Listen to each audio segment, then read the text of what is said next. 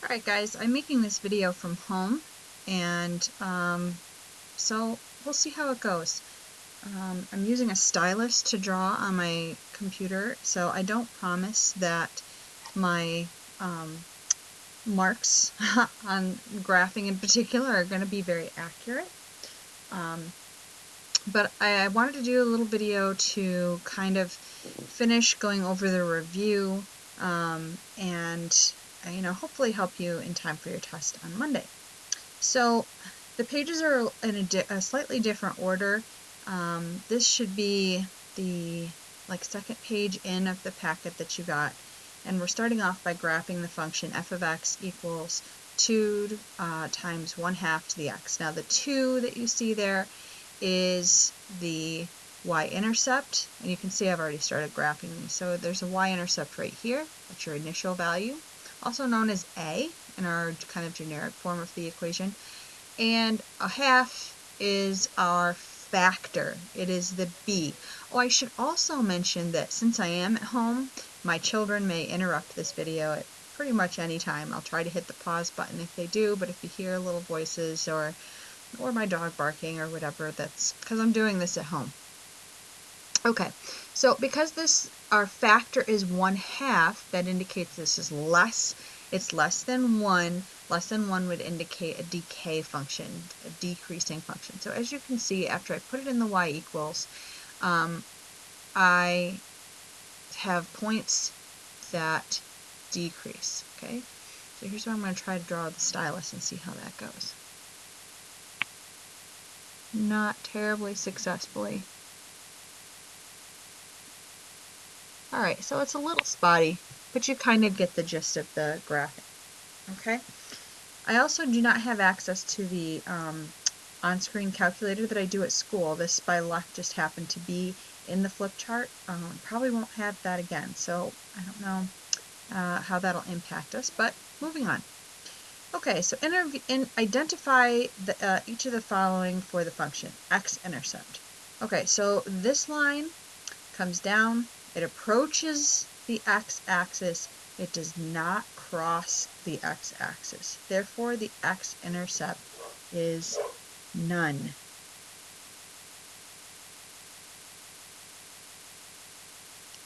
The y-intercept we already talked about. The y-intercept is here at 2. I can also see it on the table because it's what's across from 0. Okay.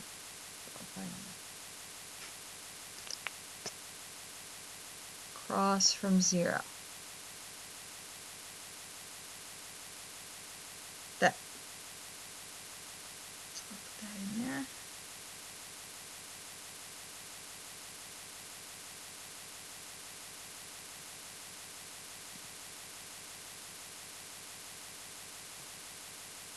Okay, asymptote.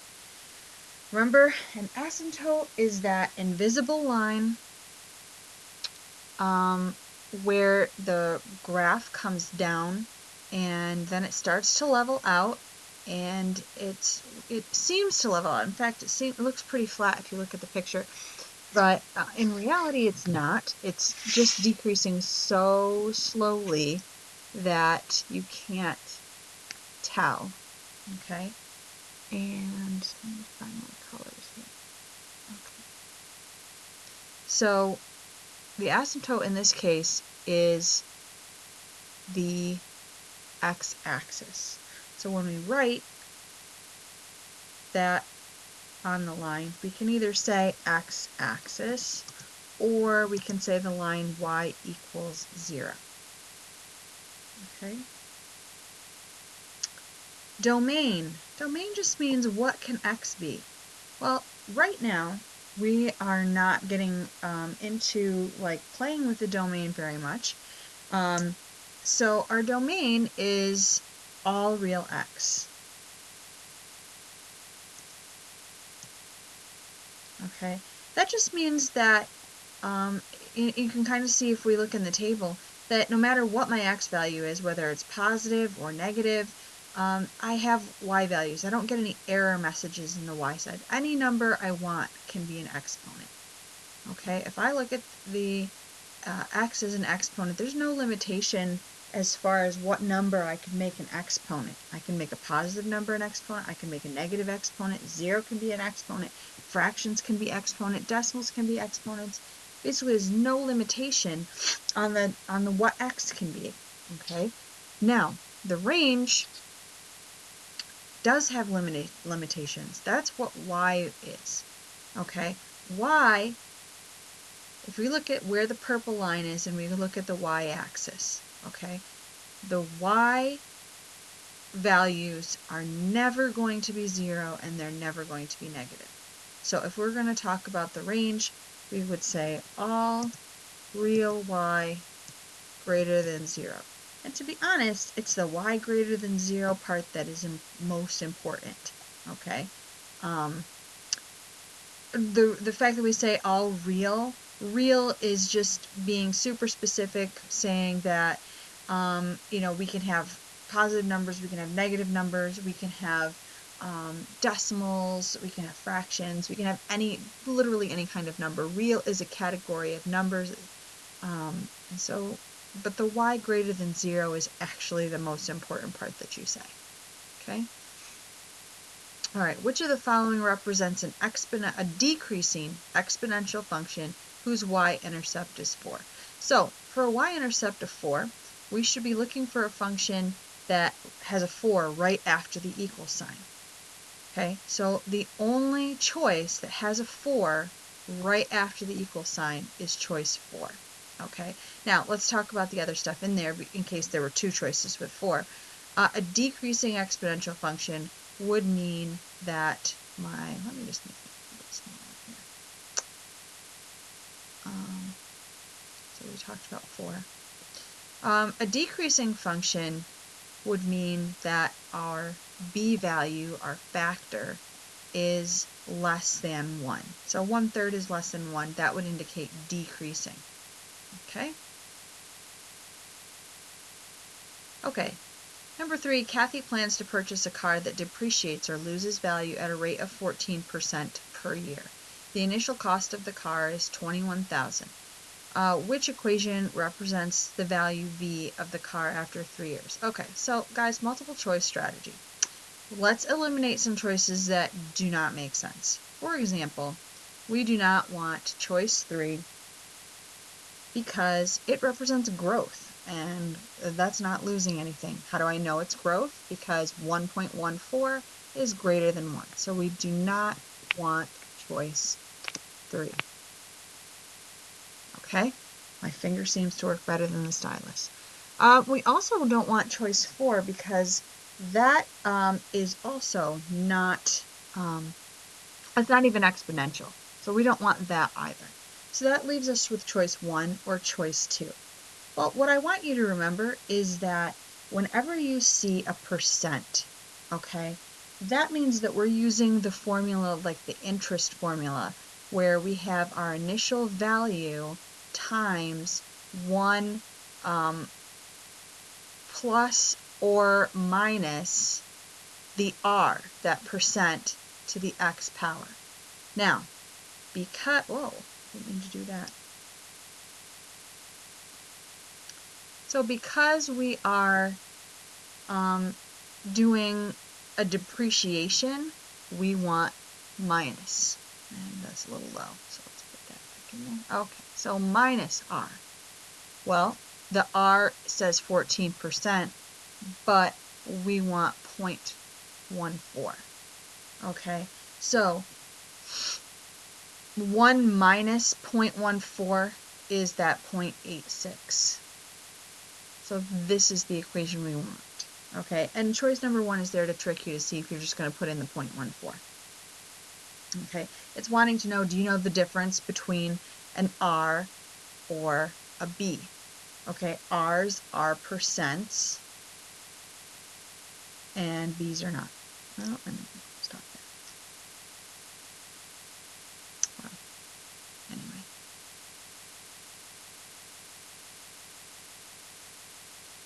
Okay, the current population of a town is 10,000. So that means that's my A, that's my y-intercept. My equation should start with 10,000, and they all do. Okay, so if the population increases Okay, increases means we're talking about growth, so we need to automatically rule out anything that's not growth. So how do I know something is growth? Because it's greater than 1. So that's not growth, that's not growth. Okay. If it's increasing by 20% each year, that means in that parenthesis we're going to have that 1 plus 0.2 or 0.20. 0 at the end doesn't really matter. So those added together would be 1.2. So choice 3 is our answer.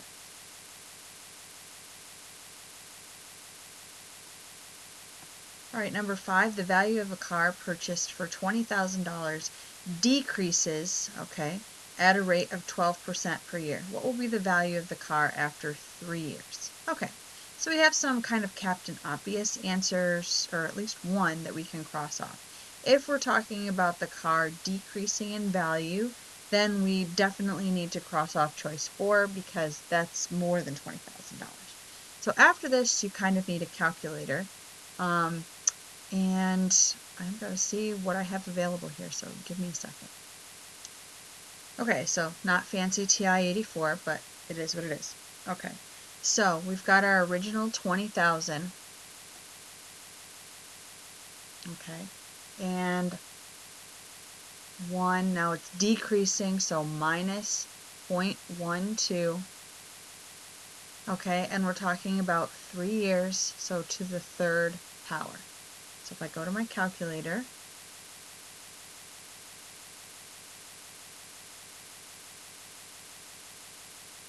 okay, so I just type that in, and I've got $13,629.44, which is choice 2. So that's really just kind of calculator work, guys. Okay, it's not letting me.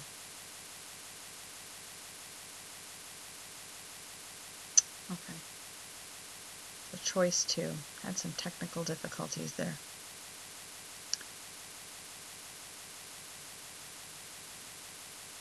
Okay, 6. Which represents exponential decay of a radioactive element? You don't really probably understand what radioactive elements are. It's been a while since I've taken chemistry in high school, 20-some years. So I kind of understand it, but guys, we really don't need to understand radioactive elements to answer this question, okay? If we look at our choices, we're looking specifically for exponential decay. Okay, so choice 1 is not exponential. It is in fact quadratic. So we haven't studied quadratics. That graph shouldn't even look familiar to you. So that's not it. Choice 3, that's linear. That's not it. Okay, choice 2 is increasing. Well, it didn't say increasing, it said decreasing. So that's not it. Okay, the only graph in this choice that's exponential and decreasing is choice 4. Okay, the breakdown of a sample chemical compound, again, we haven't taken chemistry, but we can do the math, is represented by the function P of T equals 200. So we started out with 200 milligrams of this substance. Okay, see the word milligrams down here. And it looks like because my factor is less than 1, so it's decay, where P of T represents the number of milligrams of the substance and T represents time in years. Okay, so in the function P of T, explain what 0.75 and 200 represent. Well, I kind of said that just in passing. So 200 represents, I'm going to use the text feature here. Okay, 200 is the amount of milligrams to start with.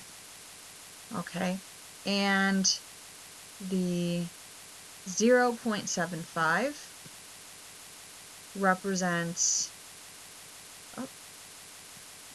the decay factor.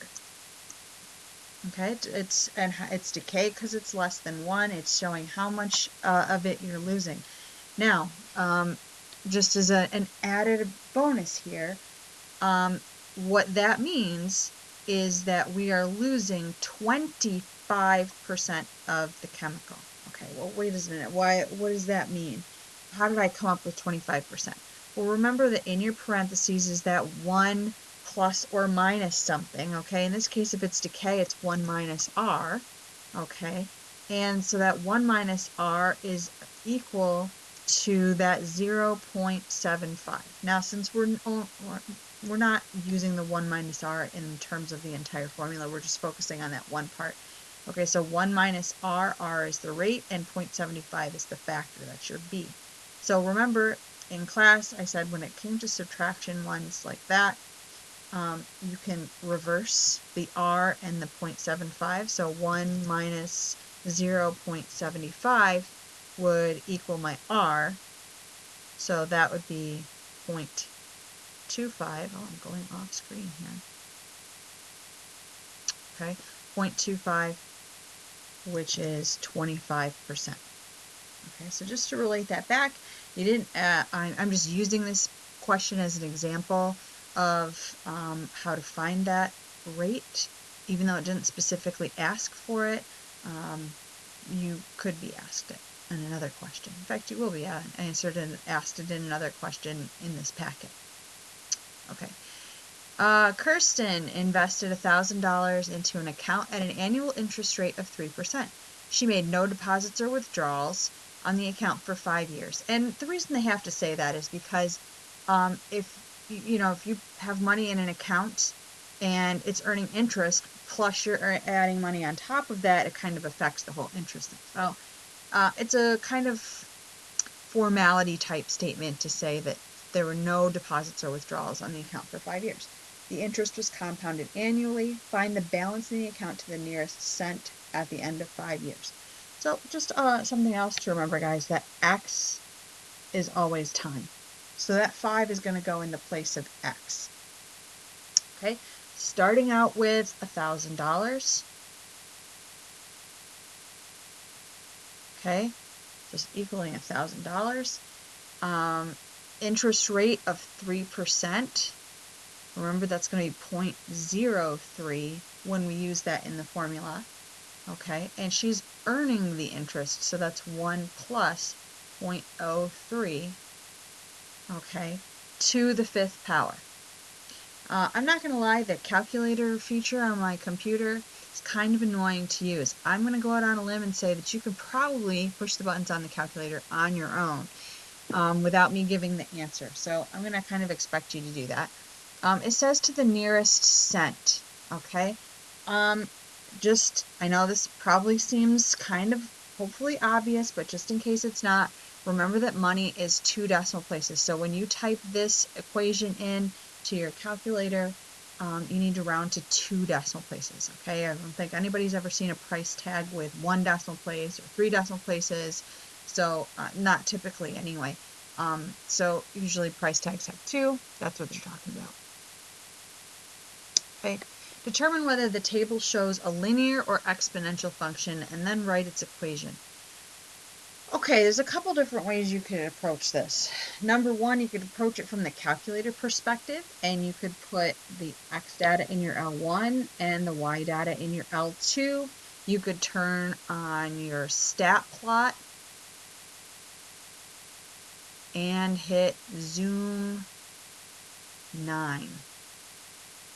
And then you can look at it and you can say, those dots appear to be in a curve, exponential. Those dots appear to be in a straight line. Oh, well, that's linear. Okay, or you can look at how the data is behaving in the same way that we looked at sequences last chapter. So let's see, 32 to 16, that went down by 16. And 16 to 8, that went down by 8.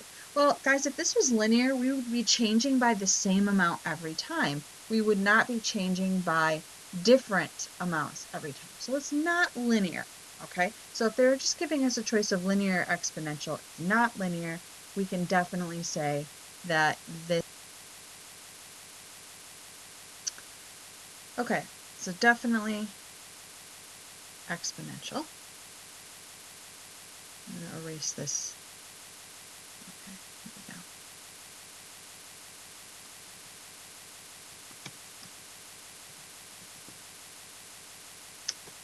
All right, so how do you write the equation? Okay, well, to write the equation, you need an A. Oops, I forgot to switch to pen. You need an A and a B. Okay, remember your A is in the chart your value across from 0. Okay, so it's 8. That's your y-intercept. Your B is what you are multiplying by each time. Wait a minute, Miss Andrews. If we're going 32 to 16, that's dividing by 2. 16 to 8, that's not multiplying, that's dividing. Well, yeah, but we don't talk about exponentials in terms of division. Dividing by 2 is the same thing as multiplying by a half. Okay, so that is our decay, because it's getting smaller, decay factor. So our equation is going to be f of x equals 8 times 1/2 to the x power.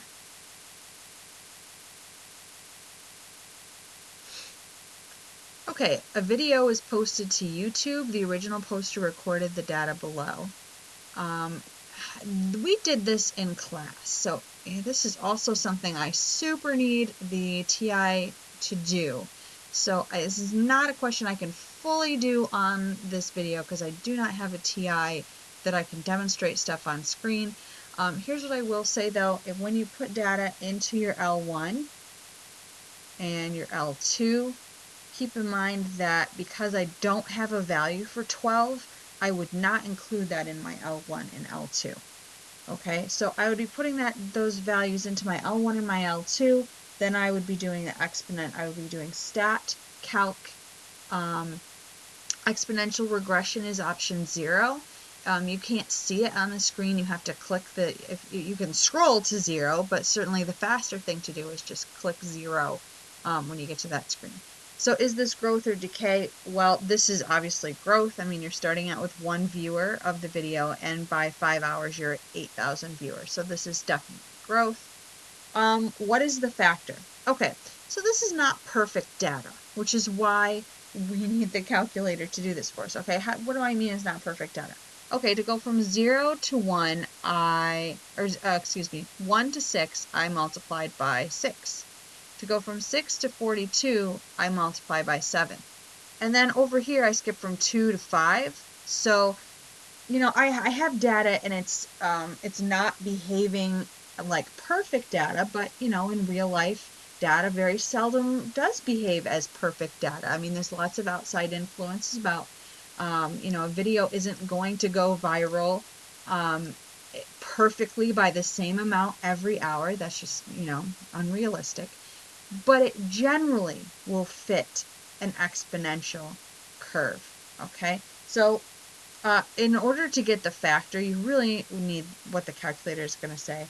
But basically, remember that factor is the B on your calculator, okay? Find the rate, again, without the factor. I want to say I remember from class that it's 6, that the calculator, when we rounded it, came out to be something close to 6. So if I go by that, let's say it is 6, okay? I don't promise that it is, but let's say the calculator said it was 6. If I want to find the rate, that's my 1 plus r, okay? If 1 plus r is going to equal 6, then r would have to be 5. And if we make that a percent, that's 500%. Okay, so don't quote me on the 6. Don't copy that off here. Do it on your calculator. I'm just giving you for an AA for instance, okay? Put the regression equation into your calculator. How many views can the poster expect after 12 hours? Again, this is not something I can do from home without my TI. So, and having the exact calculator, I could if I had the, I could do it if I had the regression equation, but I don't. So I don't want to speculate and do it wrong. When did the number of views exceed 1 million? This is when you have your equation in your y equals, and you look at the table and you're looking at the table to see when does the y value jump from less than 1 million to more than 1 million. And we're just answering this question, you know, between, you know, this many hours and this many hours. Okay, so that's kind of calculator work. Graph the table of values from the regression equation on the graph above. We don't have the regression equation with us right now. I don't. So you would just be taking the values from you would put your regression equation in your y equals, you would put the values here, and then graph them, okay? Now, keep in mind that the regression equation values, okay, so this chart right here, and this data right up here, I'm going to erase this, okay, too many marks. This data and your y equals data is not going to match, and that was mysterious to some of my students, but it's not going to match because this is the real data, okay, this is the actual data, and the values that you will get down here is your predicted data, okay? Now,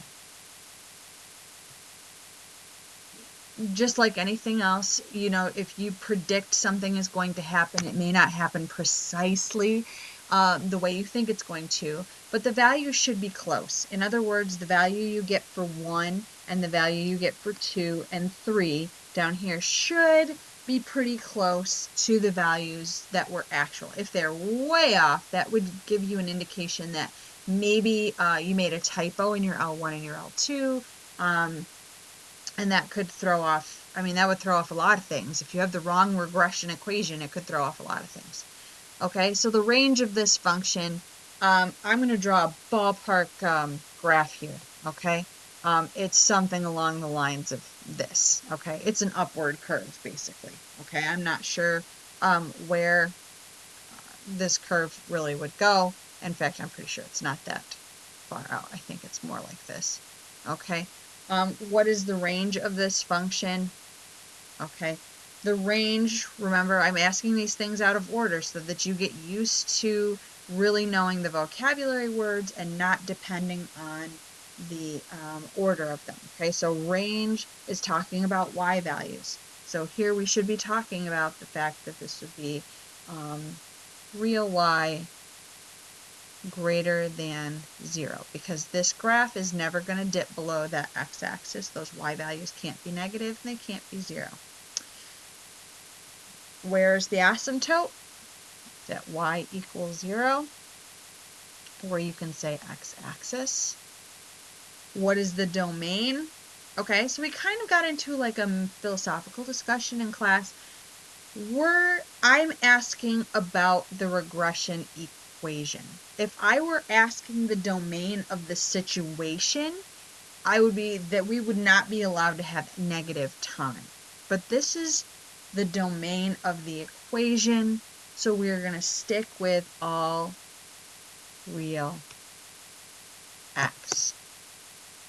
What is the y-intercept? That's going to be the value across from 0. And without an actual table, I can't say what it is. I want to say it was 6, but I'm not certain, so I'm not going to put it. But if you have your table, you can see it. It's across from 0. Okay. I don't know why there's a negative sign in front of that 0. There's no negatives for 0. It's a typo. What is the x-intercept? There is no x-intercept.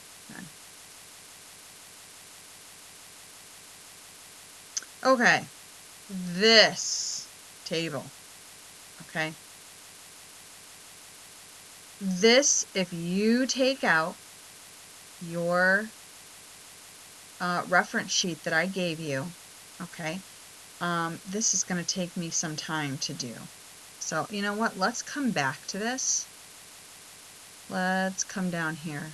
Let's go into the next part. I'll come back to this. Okay, the graph below is f of x equals 2 to the x. If you perform a translation, so translation means right, left, up, or down, down 1, fill in the following. Okay, so down 1 means we're going to subtract 1 from the whole function. So that means 2 to the x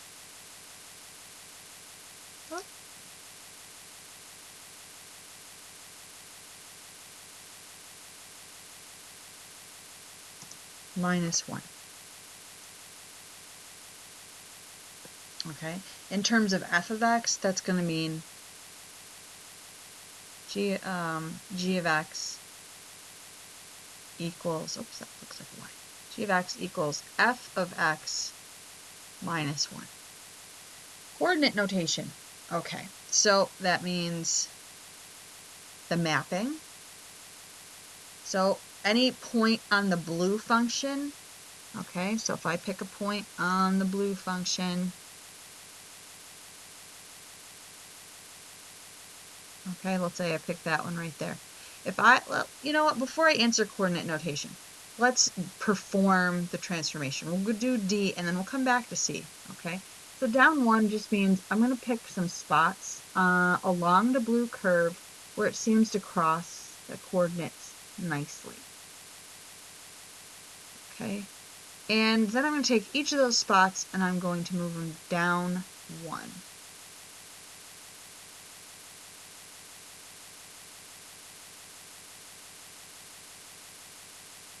Okay, and I'm going to draw this with my finger. I'll warn you in advance that it's not going to be pretty.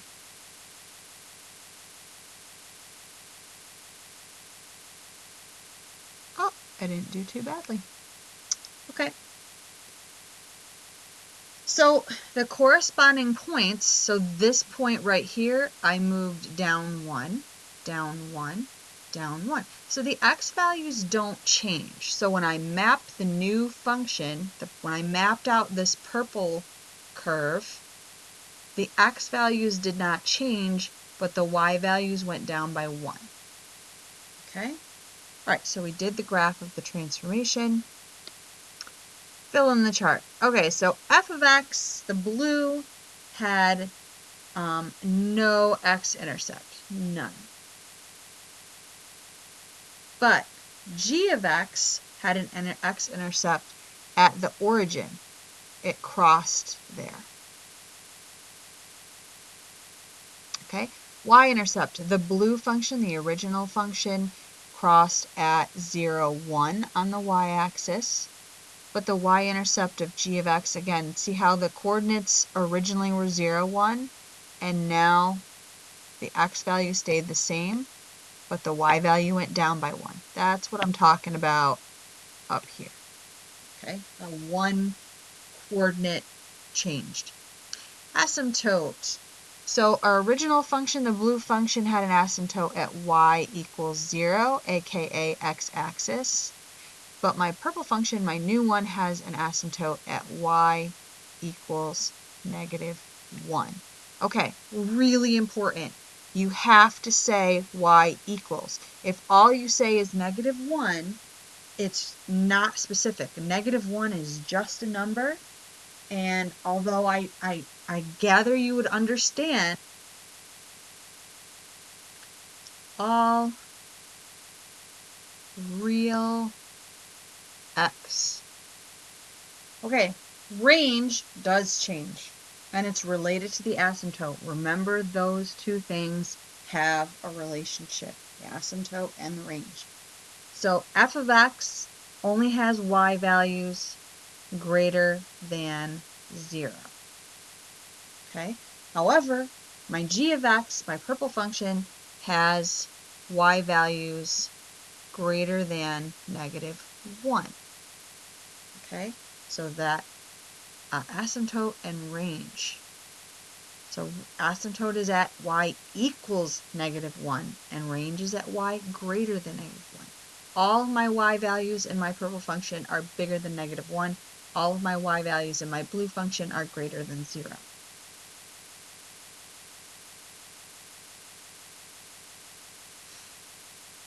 Okay, so this is something that, guys, people struggle with. So I want to make sure that you understand it. That's why I put these on here, and I put a variety of how it's given to you. Okay, so first of all, I have the part A, and it has, we're not paying any attention right now to the 2, 5, 3, 5. That's not what we're talking about. Rates and factors are R and B. And remember that B equals 1 plus or minus R. So there's two formats that you could have. So for example, in A, there is not a plus or minus sign in the parentheses. So that means we were given a factor. That's a B. Okay. Same thing in D. There's no plus or minus sign. We were given a factor. Okay. In B, we were given a 1 plus 2.5. So to get the factor, we would add those together to be 3.5. Okay. And in C, 1 minus 0.25 is 0.75. That's our factor. Okay. So in these two that have the pluses and minuses, okay, the 2.5 and the 0.25 are R's. They are rates. However, they're written in decimal form. And to answer as a rate, you have to put it in percent. So move the decimal over 2 times, and I get 250%. Move the decimal over 2 times, I get 25%. Okay? Now going back to A and D. With A, I'm going to show the work down here. Okay? So I have to say to myself, well, if I don't know the rate, it's 1 plus R, 1 plus something equaled 1.8. Now how did I know it was plus? Well, because it's growth. And the only way a 1 turns into a 1.8 is if I add something. So what did I do to get that? If I have 1 and 1.8, R has to be 0.8. And as a percent, that's going to be 80%. Okay, so the growth ones are kind of easy because you just subtract 1 off of whatever the factor is. Okay, whatever your B is, subtract off 1, move the decimal twice. The harder part is when it's decay. So that's D. So D is 0.92, and that's our factor. So in order to start with 1 and get 0.92, we would have to subtract. Okay. And again, like I said in the other question, I brought it up before, sometimes it's easier to switch these. I would really discourage you from doing this in your head, by the way. Okay, I would make yourself write this part out. Okay, and then I get 0.08, move the decimal over, and it's 8%.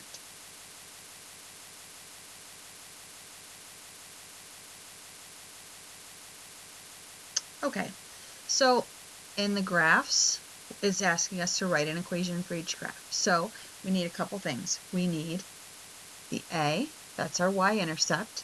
In this first graph, it would appear that our A is at 1/2. Okay, to get the B, you kind of have to look at the behavior of the graph. So it's, oops, make that go away. So this is at 1/2, and then at the very, that's at 0, okay? Then at another point that, let's see, at 1, kind of looks like 2.5. 2 and 11. Let's do this. Okay, our y-intercept is 0 and 1/2. Then it looks like the next nice point we have is at 212. Okay, and I don't see any other like nice points along there. Okay, so you know, I don't know, the B on this one is kind of not convenient to figure out. You could always put this in your L1 and L2 in your calculator and do a regression, okay? 10 is actually a much more straightforward example. Okay, so I have a point here at 16. I have a point here at 8, 4, 2. Now at 2, that's my A. And my value is 16 down to 8, down to 4. Okay, I'm going half each time. So my equation for this would be f of x equals 2 times 1/2 to the x power.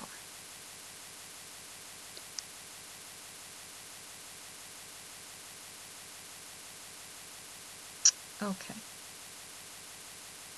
Said I would go back to that table. Okay. So I'm probably not going to, in the video, do this whole table because it's already pretty long. Okay. Original function, f of x equals 3 to the x. So you get two things in each row, and you kind of have to come up with the other stuff. So translate down 3 means subtract 3 from the entire function. So my g of x would be the same function, 3 to the x, down 3 would be subtracted from the whole function. And if I were to write that in terms of f of x, whoops, didn't mean to do that.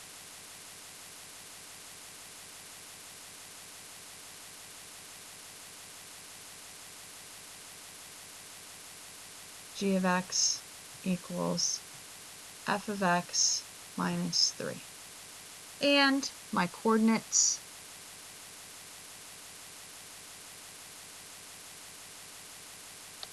the y value would also go down by 3. Okay. In the next row, all I see is that I am subtracting 1 from just the x. Okay, so subtracting 1 from just the x indicates right 1. Okay, so that must have meant that my original function is just 2x.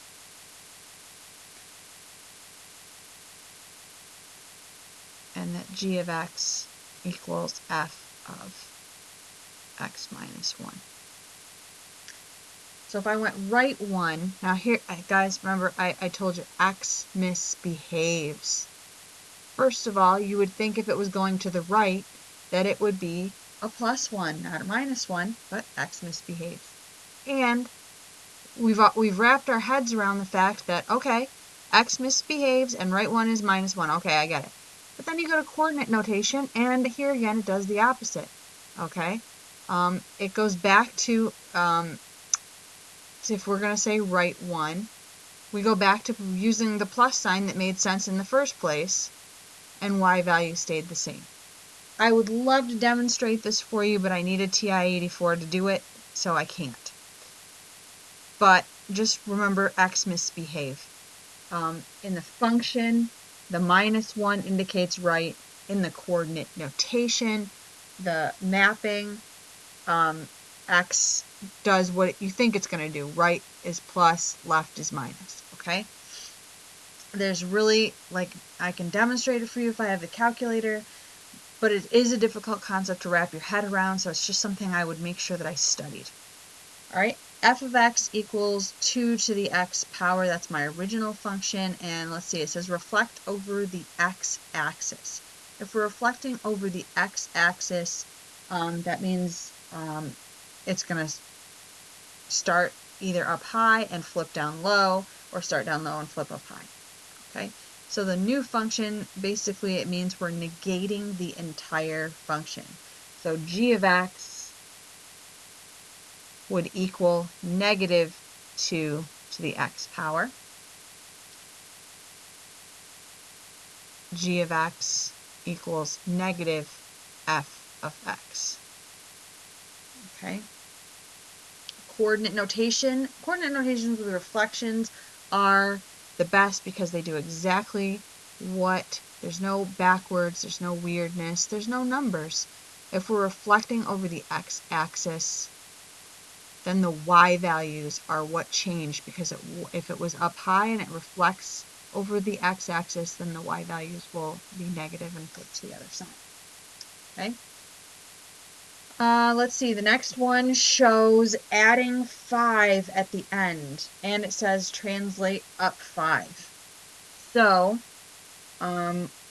it must mean that f of x equals negative 4x.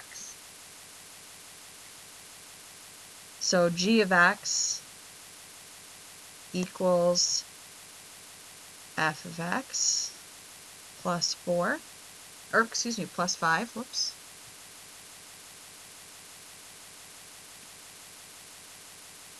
Okay, and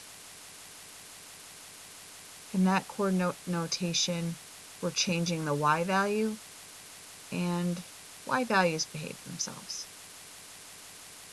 It said plus 5, it's y plus 5. F of x equals 8 to the x power, and then it says g of x equals f of negative x. We are negating just the x. That would indicate a reflection over, and since I'm writing with a stylus, I'm going to just abbreviate. Reflection over the y-axis. Okay, so if it was on the right-hand side, it's going to flip to the left-hand side. If it was on the left-hand side, it's going to flip to the right-hand side. Okay, so that's going to mean that g of x equals 8 to the negative x power, because only the x is negated. And for our coordinate notation, I said I wasn't going to do all this in here. I am doing it all. Okay, 2 more rows. Might as well stick it out. F of x equals 5x is my original function. And then all I get for a clue is that 3 is getting added to the x. And oh man, that means that it's one of those confusing ones because x misbehaves. So we're going to kind of use row 2 as a helper. Okay, if we're confused, we're going to use row 2 as a helper, because I saw an x plus 1 up here in row 2 in that same coordinate notation. So let's work backwards. That set meant right 1. Okay, so x plus 3 is going to mean right 3. Okay, so right 3, x misbehaves, so that's going to mean x minus 3. So my f of x, or my g of x, excuse me, is going to be f x minus 3, only subtracting 3 from the x. We have to have the parentheses to show that 3 is only subtracted from the x. If I don't put the parentheses, then it looks like I'm subtracting 3 from the whole function. In coordinate, or in f of x notation, that's f of x minus 3. Okay, and that kind of matches up with that row 2. And our last one, f of x equals 5 to the x. It says translate left 4 and up 2. Okay, so we have 2 directions in this. Left 4 means x plus 4, and up 2 means plus 2 to the entire function. Okay, so g of x equals 5 to the x plus 4, that's supposed to be all exponent, tried to write it, make it tiny, and then a plus 2 at the end. And in terms of f of x, it's going to be f of x plus 4 in parentheses. I'm running out of room. And a plus 2 at the end. Okay, so what's that going to do to my coordinates? Totally not going to have room for this. Okay. You know what? I'm going to have... All right, so this last one, I'm just going to type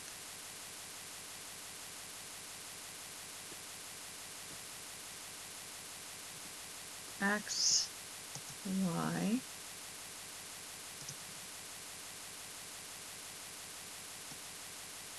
Okay, so the x, We wrote plus 4. Remember, x misbehaves, so it's minus 4, because left minus 4. Yeah, I know, it's confusing. And then y plus 2. Y does not misbehave. Nice. Good old y. Okay. So this is basically your whole review packet. Some other resources I would encourage you to look at. Hold on. If you are in my class, then you have this document for sure. If you don't have it, or you don't have it with you for studying, perhaps pause the video right now and read this. This has everything about translations on it, a picture of it, the coordinate notation, what it means for left and right, all of that stuff is on here. That's horizontal, that's the left, right. We've got vertical, okay, and feel free to pause it and kind of study this information. Both directions, if you're going up and to the left or right. And then on the reverse side of this page is all the stuff about reflections. And as you can see, there's not as much about reflections because reflections are kind of simpler.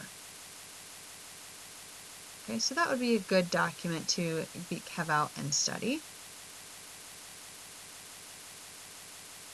I also would tell you to study all your notes from this chapter, read them over, redo problems in your notes. If there's a particular notes or something that you don't remember why you wrote what you wrote, go back and watch the YouTube video and see. I know that the notes do not match up with the videos precisely because I'm, rewriting lessons. The content is the same, but how it's presented might be a little bit different. So, you can always watch YouTube videos for each lesson and see how that goes. Other than that, study, study, study, study. Okay, this is not a topic that you can decide not to study for. Okay, enough preaching. I will see you guys next time. Bye.